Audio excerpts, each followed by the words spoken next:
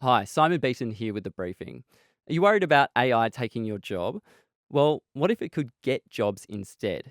This is the idea behind UK-based AutogenAI. They're a software company that use AI to help write successful bids for proposals and tenders, big business sort of things. And they're now launching it in Australia. So how does this actually work and what does it mean for the future? Well, we're joined by CEO Sean Williams from AutogenAI today. Sean William, thanks for joining us on the briefing. So, as simply as you can, take us through how AutoGen AI actually works. What does it do? So we use large language models, modern generative artificial intelligence, and some other natural language processing techniques to help organizations win more work and to do so more efficiently. So we've got a piece of software that helps write bids, tenders, and proposals.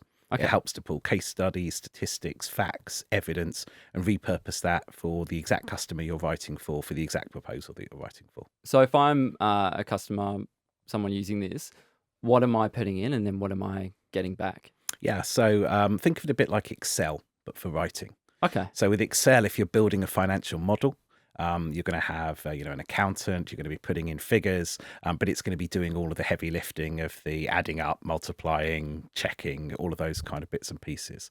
So with our software, if you think of that as a linguistic engineering task, if I want to write 3,000 words on why AutoGen AI is the best software using large language model technology, then I'm going to want to make that argument. I'm going to want to talk to proof points. I'm Okay. going to want to maybe find evidence from where we've worked with customers in the past. I'm going to want to try and find newspaper articles potentially, and I'm going to want to retrieve all of that information from public and proprietary sources. So read very, very fast everything we've previously written, everything on the internet, find the relevant evidence, and then have that as a human in front of me so that I can then select which evidence. So a very important concept, human in the loop in artificial intelligence, to be able to make my argument. So this is for companies that win business by Okay. writing proposals. So it is a bit different to ChatGPT. I couldn't get the same results if I went and used that to try and write a proposal. Yeah, I think so. ChatGPT, obviously, the clues in the name. It's a chatbot. It's obviously able to do remarkable things,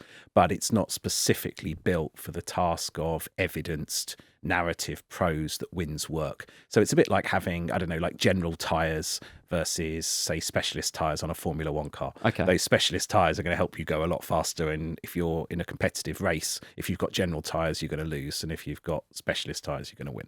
So when you were designing this software, you had linguists, historians, neural psychologists, and philosophers kind of helping out. What role were they actually playing? Yeah, I mean, again, if I'm sure all of your listeners have played with something like ChatGPT, Yeah. it turns out with large language models, it's really easy to get them to write poems about naughty squirrels who are going to the moon. But as soon as you try and do something very specific, where there are very clear rules of the game, that's when the large language models, actually, a lot of people bounce off them. I heard one statistic that 90% of ChatGPT signups are no longer using the system. So that's around understanding language, actually a field that we invented called linguistic engineering. Mm. So if you want to know what makes good evidence, well, actually, that's a historical question. That's historiography, kind of people, why do I believe somebody's diary, which they didn't think was going to be published, more than an article they wrote in the newspaper or a speech that they gave in Parliament? Well, there's, that we give different epistemological privilege. We believe certain sources more than others. And it turns out that isn't a technological question. That's a historical question, actually, Yeah. in this instance. What when I read something, what persuades me, what sort of goes past some of the rational bits of my brain into the limbic system and other kind of bits where humans are making decisions. Well, again, this is quite well understood. Cicero was writing, kind Yeah. of about this centuries ago. So I often say it's slightly tongue in cheek, but we read as much Cicero as we read Turing because, of course, we're interested in how we use technology. But we are using technology for a linguistic task, which is persuading through the written word. How do I persuade you to buy my product or service based on evidence, essentially? So now that you've found all of that information out, if you were to design a new AI software, would you still need to go through that process again, or would you then use what the AI has learnt to kind of inform that? I think, like any science, when we talk about linguistic engineering, we talk about it as a new practical applied science. Like any science, it builds on the past. So we certainly wouldn't be sort of discarding the learnings that we've made. We'd be building on those learnings. But I think the key thing here is that large language models are a technology that's going to change everything. They are incredibly powerful, and they are going to we're at a time a bit like the internet in 1995. Mm, You've got this technology, it's going to change everything, but you're not entirely sure how. yeah. And there won't be one way the internet changes everything. You won't go, oh, I've already got an internet. Yeah, Oh, you've kind of misunderstood the internet, and it's a general purpose technology like electricity, like large language models are. So there's going to be hundreds, thousands, tens of thousands of applications built on this fundamental general purpose technology, which are going to do all sorts of things. I mean, if you were a travel agent in 1995, you might well have said, this internet's all fine, but I'm not sure what it's got to do with my business. My business is all about relationships with customers who walk into my shop. But of course, it was going to have a very, very profound effect on your business. And that's where we are with large language models at the moment. So I can't really tell you exactly how that's going to pan out. You couldn't have predicted Facebook or Amazon or Netflix or Google in 1995, but those companies are going to have a profound impact on everything in all sorts of aspects of human experience. You're over here visiting from London. Why come to Australia? Why would you want to set up offices in Australia? Well, Australia's a fantastic place. We were talking before the podcast that I'd, sort of at the beginning of this month, I was in Perth, and then a few days in Melbourne, and now here in Sydney, and I'm going to spend some time on the Gold Coast. So, a good excuse to come to Australia is always a good excuse. But more seriously, this is a very sophisticated procurement market, particularly business to government, but also business to business. So there are a lot of similarities between the way advanced democracies purchase services, and they tend to do that through the written word. So our software is particularly relevant for people, small suppliers, medium suppliers, and indeed big multinationals who are supplying state governments, federal government.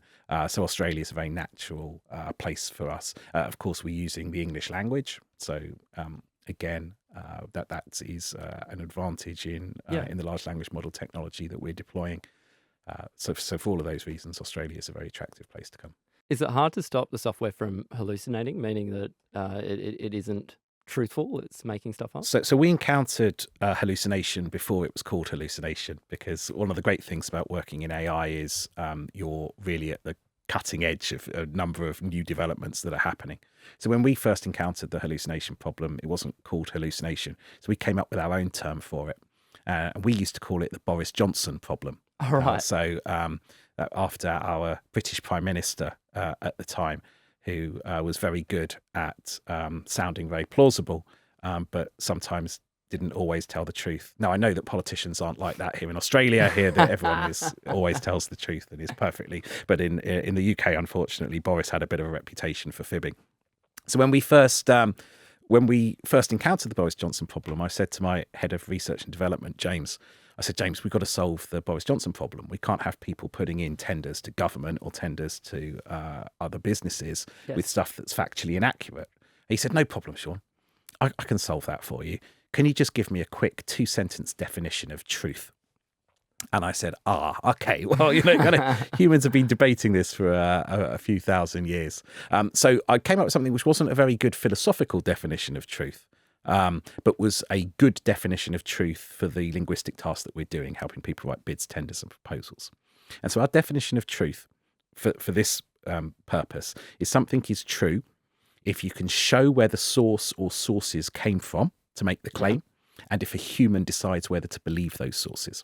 Wow. Okay. So let me give some real examples of that. So if we were saying, how does AutogenAI improve win rates by 20-30%? We go, okay, well, here's a testimonial from Serco.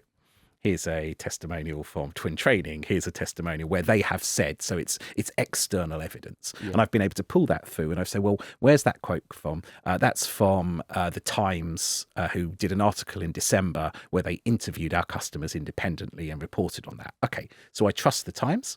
I trust where that statistic has come from, and now I'm happy as a human that I have chosen to believe that statistic, believe that news article, and hence I'm happy to use that. If you ask our software, tell me why the Earth is flat, Yeah. our software will come back and tell you the Earth isn't flat. It will All tell right. you that Okay. it's a spheroid obloid. I think that's right. But it will tell you, here are the 20 sources that we looked at, and here's the 19 that say that the Earth is round. Here's the one that says the Earth is flat. And you might want to think about Gotcha. why that source is an outlier. And again, notice there's some very deep layers of notions of truth here. Some sources we trust more than other sources.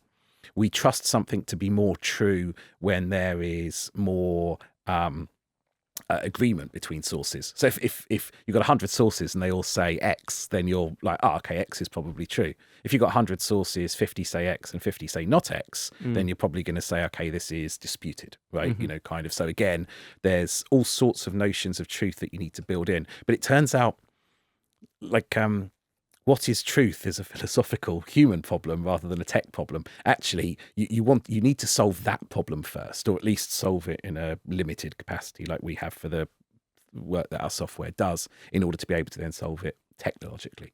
And hallucination generally in large language models is a feature, not a bug. Like, Yeah. it's the imaginative power, like the Yeah. power to make things up is actually very important for humans. Let me give you an example of that from proposal writing, which is what we do. Yep. If I'm saying, how have you delivered this service in the past? That has to be truthful. So that has to say, this is how we've delivered it. I need to read previous bids, tenders. I need to read my annual report. I need to find out how we have actually done it in the past. Talk about that. If I'm instead asked the question, how will you support customers in the future? Well, actually, then creative is good. Actually, I do want to be making some things up, because I am now creating the future. I'm now coming up with new ideas about how we're going to do this. And then I just need to deliver that in the future. So obviously I need to cost it and make sure that it's, kind of like feasible. But actually I do want to be there are lots of linguistic tasks where I do want to be making up new things. Yeah. And so hallucination is a bit of a pejorative word for sort of the creative power of large language models. Sometimes creativity is good. Like, if you're wanting to write a scientific paper, you don't want to be making stuff up. No, no. But if you're, although of course most scientific advances are made from people imagining like things and then testing, right, to see whether they're true or not. So the creativity, the hallucination is a feature if used in the right places and if given enough guardrails, which is exactly what we do in our software. I like that. In Australia, there's been a backlash to the conduct of the big four consulting giants, PwC, KPMG, EY, and Deloitte, following a scandal in which PwC was found to have leaked confidential government tax plans to clients to help them avoid the laws. Won't your technology just help big companies like them get more work? So we're really, it's really important to us as an organisation, both ethically and also for enlightened self-interest, that we make our software available across small, medium enterprises, not-for-profits, as well as for corporate giants. So we actually have completely differentiated pricing. So we have a price for megacorps, and we have a price for medium-sized enterprises, we have a price for SMEs, and then we have a price for not-for-profits and 1 or 2 person bands. So one is, we just think that's the right thing to do. We don't want our software to make procurement even more unfair on the little guy. Yeah. But 2 is, of course, this is also around enlightened self-interest, that we don't want procurers in business or in government to want people not to be using our software. So actually, we've got by doing this, by having this differential pricing, this enlightened self-interest, we are able to give procurers more choice, more competition, which means that the taxpayer is getting a better deal, the government's getting a better deal, and also that everyone's able to then access our technology. So our technology just brings down the costs of procurement overall for everybody, rather than giving a yet further competitive advantage for people who already have got a competitive advantage due to their size. Do you think it will put bid writers out of business? So similarly to Excel, if you think kind of pre-spreadsheets, you had enormous armies of people who were just doing grunt work of like adding up columns of figures, and there were a lot of people employed doing that. So post Excel, you might think, oh, okay, there's going to be a lot fewer people employed in finance. Of course, the opposite happens. By getting that grunt work done by machines, getting it done more accurately and getting it done quicker, that actually pushes humans up the cognitive hierarchy, and actually you employ more humans doing more complex, more sophisticated things. Yeah. So, Okay. so we really see that in proposal writing, and indeed we have seen that.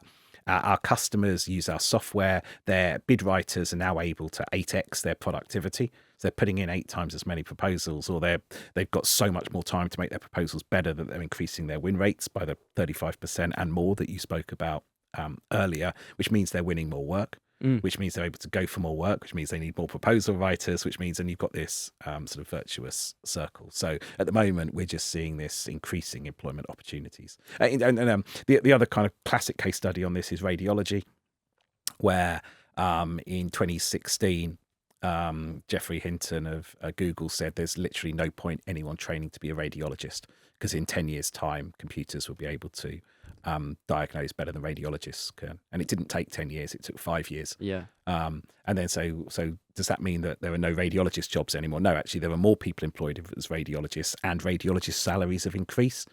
So what they do is they work with AI. So the AI is doing the diagnostics, but then the radiologists are doing higher level human activity like patient plans, etc. So the AI technology never replaces humans. It pushes humans upwards in terms of thinking, intelligence, all the things that we're still able to do, judgment, that artificial intelligence and other tech is nowhere close to doing. And one last question, really out of curiosity, because you're working at the forefront of AI tech, where do you see our society going because of AI in the next 10 years? So I think this is like the internet.